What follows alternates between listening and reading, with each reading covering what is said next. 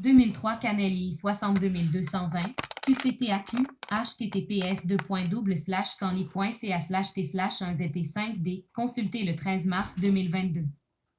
Section des affaires sociales. En matière d'indemnisation. Date 28 avril 2003. Dossier SAS M 078346-0209. Membre du tribunal. Bernard Cohen. M. C. Partie requérante. C. Procureur général du Québec. Partie intimée. Et. Commission de la santé et de la sécurité au travail, la direction de l'indemnisation des victimes d'actes criminels. Mise en cause. Décision. En matière d'indemnisation. 1. La requérante a intenté un recours à l'encontre d'une décision rendue le 25 juillet 2002 par le Bureau de la révision de la mise en cause, la Commission de la santé et de la sécurité du travail, la CSST, qui confirme une décision de la direction de l'indemnisation des victimes d'actes criminels, l'IVAC, du 15 janvier 2000, laquelle refuse sa demande de prestation au motif que l'événement du 21 juin 2001 ne constitue pas un acte criminel au sens de la LIVAC 1. 2. Le présent litige implique la qualification de l'acte dont a été victime la requérante le 21 juin 2001. S'agit-il de voies de fait au sens du code criminel ou d'un simple méfait au bien privé, lequel crime ne fait pas partie des actes énoncés à l'annexe de la loi sur l'IVAC, tel que jugé par la mise en cause? 3. Dans la nuit du 21 juin 2001, la requérante, âgée d'une cinquantaine d'années, se trouve seule dans sa résidence située à Ville, en banlieue de Montréal. Son époux est au chalet en train de faire des rénovations. 4 vers minuit, avant de se mettre au lit, elle éprouve la sensation d'être épiée. Peu après, une fois les lumières éteintes, elle entend des bruits de pas à l'arrière de l'édifice, alors que la clôture métallique de la maison s'ouvre. Elle se lève pour voir à 2 reprises en activant l'éclairage extérieur et ne perçoit rien. On sonne et on frappe en criant alors à sa porte avec insistance. Convaincue qu'il s'agit de personnes hostiles, elle n'ouvre pas la porte. La situation la rend nerveuse et agitée. 5. Elle se rend au second étage de la maison pour alerter son voisin, qui a 2 chiens, en frappant au mur mitoyen. Elle réalise qu'il n'est pas chez lui. Elle lance un appel au 911. On l'informe que l'attente pourra être longue. Entre-temps, le grabuge continue. Elle entend des hurlements et des cris devant sa porte, voit un jeune homme costaud enragé.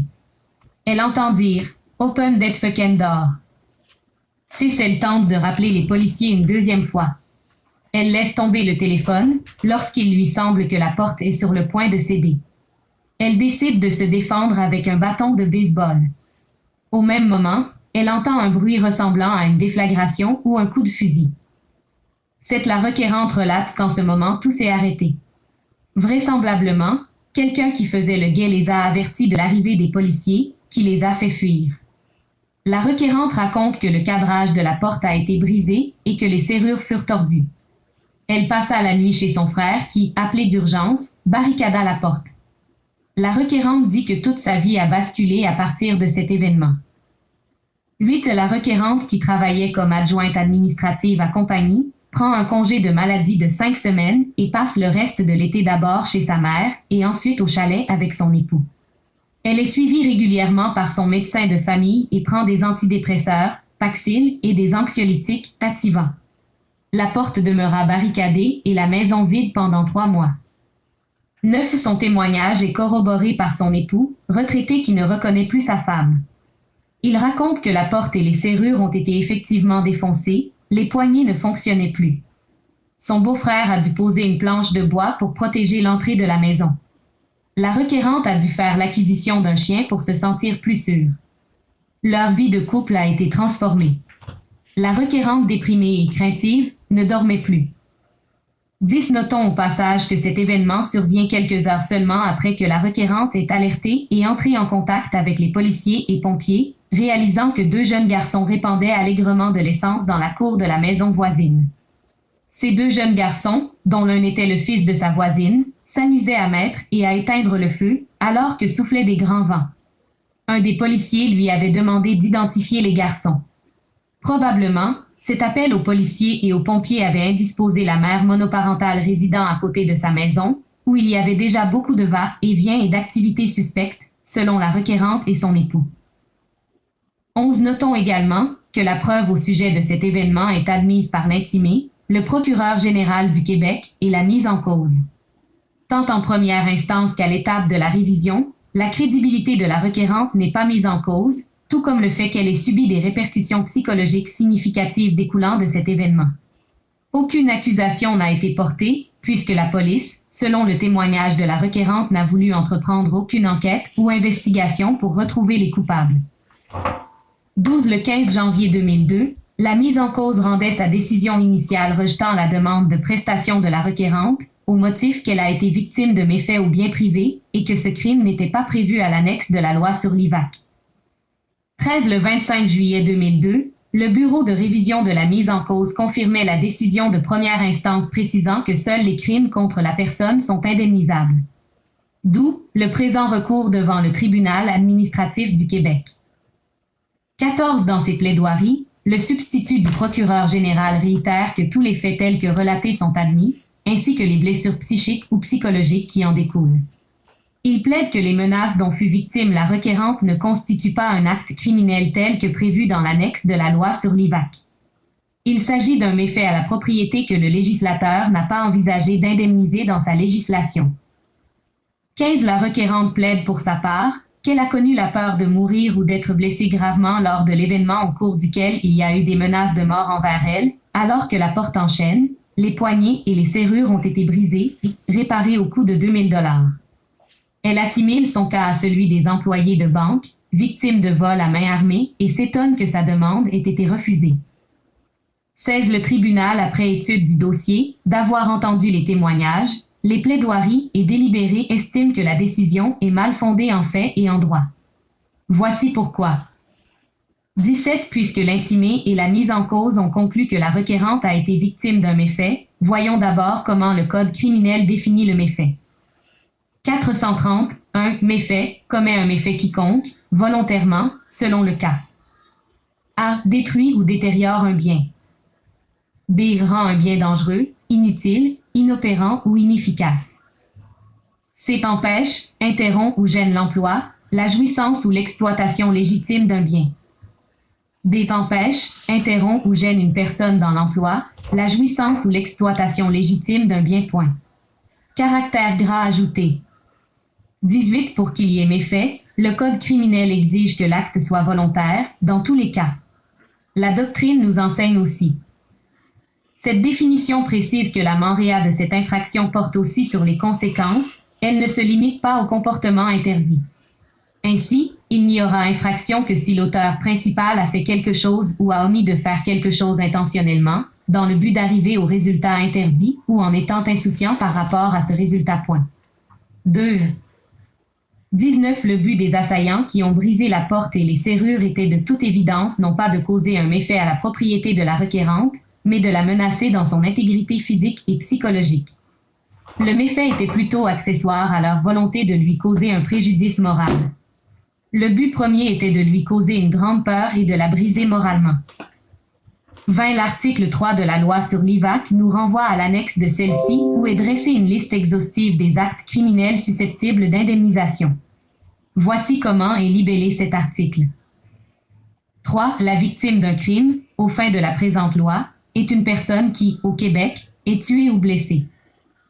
En raison d'un acte ou d'une omission d'une autre personne et se produisant à l'occasion ou résultant directement de la perpétration d'une infraction dont la description correspond aux actes criminels énoncés à l'annexe de la présente loi, caractère gras ajouté. 21. Bien entendu, on n'y retrouve pas le méfait. Comment doit-on alors qualifier l'acte criminel dont a été victime la requérante, outre le méfait? Le tribunal estime que l'événement correspond à des voies de fait, telles que définies à l'article 265, 1b du Code criminel, lequel se retrouve dans l'annexe. 265, 1 commet de voies de fait, ou se livre à une attaque ou une agression, quiconque, selon le cas. B. Tente ou menace, par un acte ou un geste, d'employer la force contre une autre personne, s'il est en mesure actuelle, ou s'il porte cette personne à croire, pour des motifs raisonnables, qu'il est alors en mesure actuelle d'accomplir son dessein. 3. 22. L'annexe de la loi sur l'IVAC énumère les numéros des articles du Code criminel et la description de l'infraction qui s'y rattache. La jurisprudence du tribunal fait état qu'il faut se référer à la description de l'infraction plutôt qu'à la numérotation des articles pour les fins d'indemnisation. 4. Ainsi, c'est l'infraction, voie de fait, citée dans l'annexe depuis l'entrée en vigueur de la loi, qui donne ouverture au droit d'indemnisation et non pas les numéros des articles du Code criminel qu'on retrouve dans l'annexe. 23. Le procureur de la partie intimée invoque, jurisprudence à l'appui, que les articles 265, 423 et 430 du Code criminel ne s'appliquent pas au cas présent. 5. Avec égard, le tribunal ne partage pas cette opinion. Les voies de fait sont mentionnées dans l'annexe dont réfère l'article 3 de la loi sur l'IVAC et suffisent pour donner droit à l'indemnisation au profit d'une victime d'un tel crime, lorsque les conditions sont réunies permettant de les considérer comme des voies de fait. 24. La doctrine reconnaît aussi que l'infraction de voie de fait peut être commise même en l'absence d'aucune force exercée contre la victime. Voici ce qu'écrit l'auteur Rachel Grondin dans son ouvrage précité. L'infraction de voie de fait peut être commise même si aucune force n'est exercée sur une autre personne. Ce sera le cas lorsqu'un acte ou un geste crée une appréhension de l'utilisation immédiate de la force. Cependant, cette appréhension ne sera censée exister que si le commettant est en mesure à ce moment d'utiliser la force ou si la victime a des motifs raisonnables de le croire. Ainsi, malgré une impossibilité réelle d'exécuter les menaces, il peut y avoir infraction de voie de fait dès qu'un geste ou un acte permet de croire, selon un fondement raisonnable, que le commettant est capable d'employer la force. Toutefois, cette façon de commettre des voies de fait ne comprend pas les menaces par des mots seulement, il doit y avoir un acte ou un geste quelconque. 6. Caractère gras ajouté. 25. Le tribunal estime que la requérante qui était seule chez elle durant la nuit au moment de l'infraction avait toutes les raisons de croire que les assaillants avaient tous les moyens pour employer la force à son égard. On est loin ici d'une menace au téléphone ou d'un coup de poing à travers une vitre d'automobile.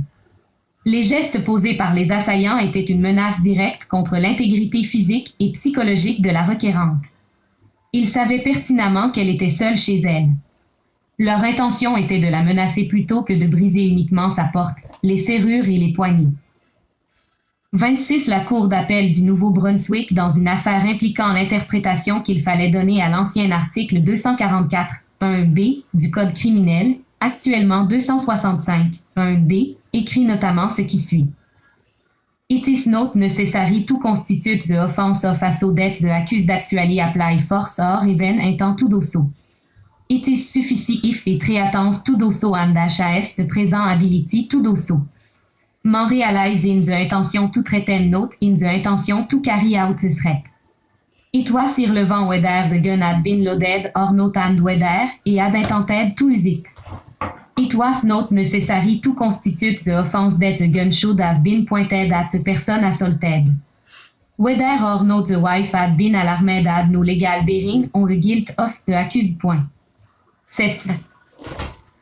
27. Il importe de souligner que la loi sur l'IVAC n'oblige pas la victime d'obtenir une condamnation d'une cour pénale ou la preuve de l'infraction selon les règles strictes du Code criminel. Il suffit que le tribunal soit convaincu par la règle de la prépondérance des probabilités que l'infraction criminelle a été commise à l'égard d'une victime. Le tribunal est tout à fait souverain dans l'appréciation de la preuve civile, indépendamment de la justice pénale. 8. 28. Considérant que les assaillants avaient clairement l'intention et le pouvoir de menacer et de susciter chez la requérante une crainte réelle, et même de lui faire mal physiquement et psychologiquement, n'eût été l'arrivée soudaine des policiers. 29. Considérant que l'ensemble des gestes hostiles et graves posés par les assaillants à l'égard de la requérante, le 21 juin 2001, constituent des voies de fait, même sans aucun contact physique, tel que prévu dans l'annexe de l'article 3 de la loi sur l'IVAC. Pour ces motifs, le tribunal infirme la décision du Bureau de révision de la mise en cause du 25 juillet 2002. Reconnaît que la requérante a été victime d'un acte criminel, le 21 juin 2001, selon l'annexe de l'article 3 de la loi sur l'IVAC. Ordonne à la mise en cause d'accorder à la requérante les indemnités auxquelles elle a droit. Bernard Cohen 9. 28 avril 2003. Maître Christian Schiller. Substitut du procureur général du Québec. Mont. 1 loi sur l'indemnisation